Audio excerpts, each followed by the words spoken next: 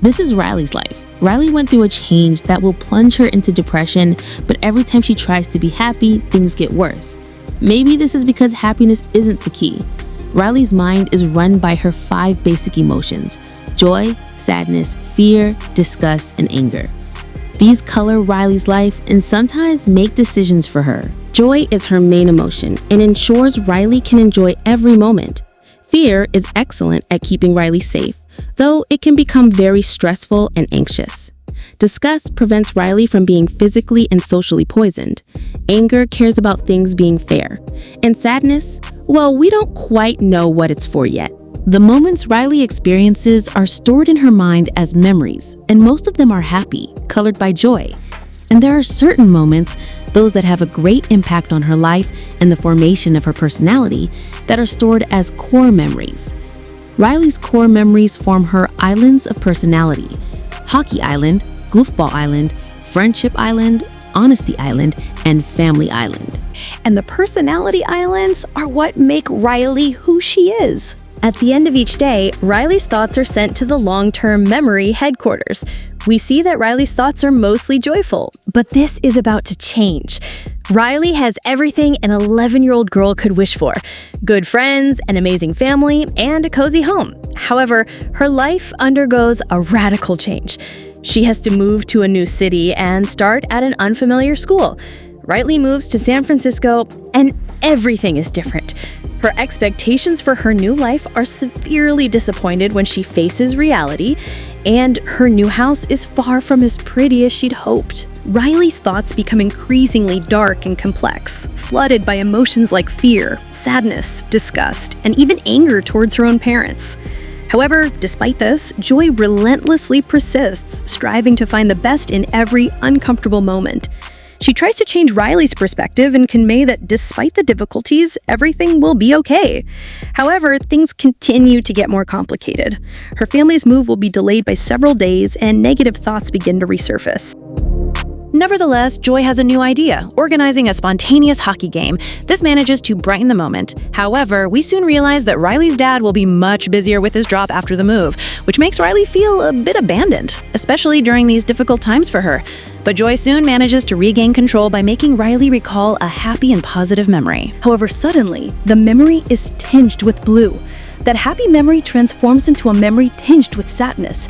We see that sadness felt the need, the intuition to touch that memory, and after this, the memory can no longer be returned to joyful. It will remain a memory plagued by melancholy forever. Sadness can't find an explanation for her actions. We soon see that sadness begins to act impulsively and touch Riley's core memories, and she can't stop herself.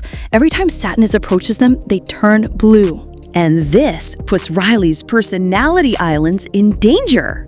Joy decides to try and control sadness, keeping her as far away from Riley's core memories as possible. She tries to cheer sadness up, but realizes their natures are very different. While Joy seeks to find positive perspectives and memories, sadness has a completely different focus, always concentrating on the heavy and melancholic. No matter how much Joy tries, she can't change sadness. When the day ends, most of Riley's emotions are anything but joyful. However, something happens that will make everything worse. Riley's mom comes to say goodnight, but she makes a serious mistake for Riley's psychology. Her mom thanks her for always staying happy and content despite everything, and asks her to continue that way. However, at these moments, what Riley truly needed was her mom's support and permission to be sad. Not the feeling of responsibility and duty to have to be happy when she truly isn't. Because of this, Riley will do everything to block her sad and heavy feelings. But this will bring terrible consequences. The next day arrives, and Joy is determined to do everything possible for Riley to have a wonderful day full of happiness. To achieve this, she asks sadness to stay within her small circle and not get involved at all. Basically, Joy wants to completely exclude sadness from the control panel. Riley arrives for her first day at her new school, but it turns out to be a disaster. As soon as she arrives, the teacher asks Riley to introduce herself to her classmates. Riley stands in front of the class and begins to talk animatedly about herself and the things she used to do in Minnesota. However, while she's narrating, the memory is tinged with blue because it was touched by sadness. Riley realizes that all those positive memories now belong to the past and are out of her reach due to her move.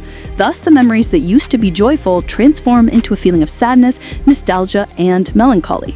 But everything gets much worse. Riley is still standing in front of her classmates, and she starts to get sensitive, on the verge of tears, and suddenly begins to cry in front of all her new classmates. And something happens that had never happened before. From this experience, a blue core memory emerges. It's the first core memory that isn't joyful, and this would create a new island of personality based on a sad moment. Joy tries to stop this by bringing a tube to suck up this new core memory and remove it from headquarters, but in the process, she knocks down the rest of the core memories and the islands of personality disconnect. The core memories are sucked out of headquarters along with sadness and joy. These two fall into the area designated for long-term memory. They realize that Riley's islands of personality are turned off because the core memories that gave them life are now blocked. As Joy wanted to prevent the islands of personality from involving sadness, now Riley has lost a part of herself and her personality, and Sadness also realizes something. Because the two of them aren't at headquarters, Riley no longer has the ability to feel joy or sadness. By not wanting to accept her emotions, Riley is now experiencing an emotional block. Back home, Riley is showing an emotional disconnection from her reality. She barely reacts to what's happening around her, appearing very unfriendly. Because Riley no longer has joy or sadness at her headquarters, she now responds to her parents with an angry and disgusted tone. Her parents, having no idea what's happening to Riley, don't tolerate that attitude. Instead of being compassionate with her, her dad starts an argument that only increases his daughter's emotional turbulence. With this fight, the family island of personality begins to suffer damage. Her dad visits Riley in her room and apologizes, but his daughter doesn't respond. He makes a silly face, hoping for a funny response back, but Riley completely rejects him. And with that, Goofball Island collapses and crumbles forever. This is what often happens in episodes of high emotional impact. Our personality begins to change. We stop being who we were before and transform into someone new. Her dad is saddened by his daughter's unfriendliness and decides to give her space and leave. Meanwhile, Joy and Sadness try to find their way to headquarters to return Riley's core memories. On their way, they stumble upon the memory dump, where everything that goes there is lost forever, unable to be recovered. If Joy or the core memories were to fall in there, Riley could never recover again. The next day arrives, and Riley is video calling her best friend from Minnesota. However, her friend tells her that a new girl joined the team in Riley's place. Riley feels betrayed and decides to hang up on her friend. With this, Friendship Island breaks, falling into the memory dump forever. Thus, Riley keeps losing facets.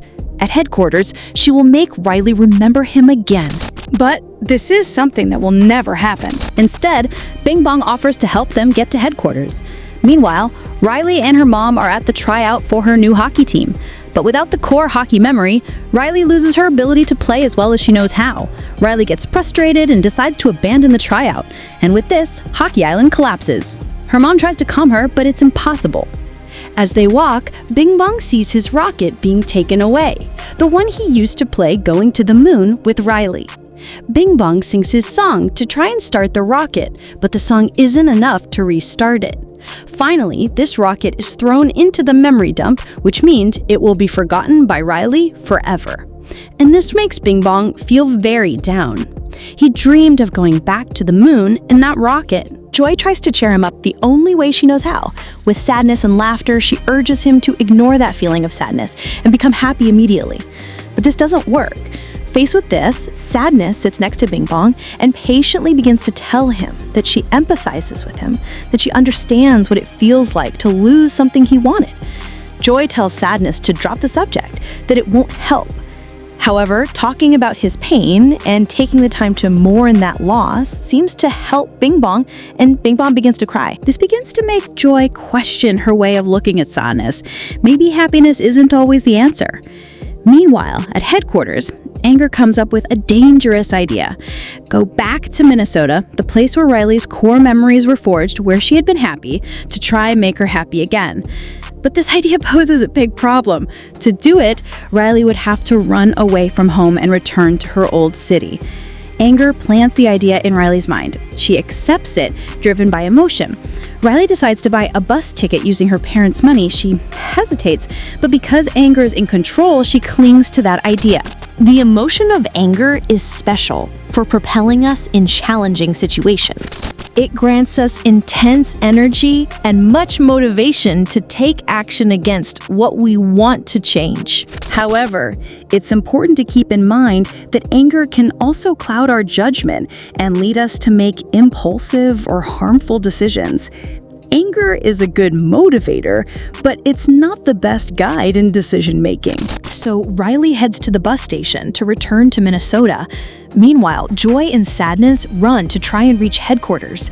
But with Riley's escape, Family Island is also collapsing. They find a tube that can take them to headquarters, and both try to enter. But Joy realizes that when Sadness approaches the core memories, they turn blue. If she enters the tube, these fundamental thoughts would turn sad. Joy makes a decision. She says, "I'm sorry, Riley has to be happy." She closes the tube behind her and leaves Sadness behind. At this moment, we observe that Joy holds the belief that happiness is essential for Riley to have a good life, while she considers that sadness is not necessary to achieve this. But in this, Joy is mistaken, as emotions don't exist to inconvenience us, but to guide us. Joy travels through the tube when the ground shakes, breaking it, and she falls into the memory dump. Bing Bong tries to save her, but he falls in too. They try everything to get out of the dump, but it's impossible. And for the first time, Joy feels down. Joy begins to cry, despite being an immensely happy person. The weight of this situation hurts her. Her sadness and her tears are inevitable. She observes one of Riley's core memories in which she was celebrating with her hockey teammates. However, Joy rewinds the video and realizes that moments before, Riley was sad because her team had lost, and it was only because Riley managed to express her sadness that her parents came to comfort her, and subsequently, her team also came to cheer her up. If Riley hadn't expressed her sadness, that moment of joy wouldn't have happened, and Joy begins to realize the power and importance of sadness. Sadness is the emotion that generates empathy, that helps us process change and accept it. And this is just as important as joy, since it is the emotion of sadness, the one that helps us process things so we can be happy again. After this moment of despondency, Joy has an idea: to use Bing Bong's rocket, which had been discarded moments earlier, to return to the surface. Bing Bong and Joy sing the song that starts the rocket. They sing it over and over again, but with each attempt, they fall too short. There's not enough power for them to succeed. Bing Bong realizes this and makes his decision. He tells Joy to try one more time. Both get on the rocket and sing with all their might. And when the time is right, Bing Bong jumps off the rocket to give Joy the opportunity to return to Riley. Bing Bong smiles when he sees that Joy made it and tells her, "You made it. Now go save Riley. Take her to the moon for me." And at that moment, Bing Bong vanishes forever. His affection for Riley was so great that he decided to sacrifice himself so that she could be happy again, even if he wasn't there to see it. Joy gets tears in her eyes again and tells him, "I'll try, Bing Bong." Meanwhile, Riley's parents look for her in her room and realize she's not there. They try to call her, but Riley ignores them. Anger is still in charge, and the plan continues. She arrives at the bus station, and at this moment, even Anger realizes that this is really dangerous. Riley is about to run out of any islands of personality, which would lead her to a definitive emotional block and severe disconnection and depression. The three emotions at headquarters try to retract the idea, but it's too late. They can't get that idea out of her head.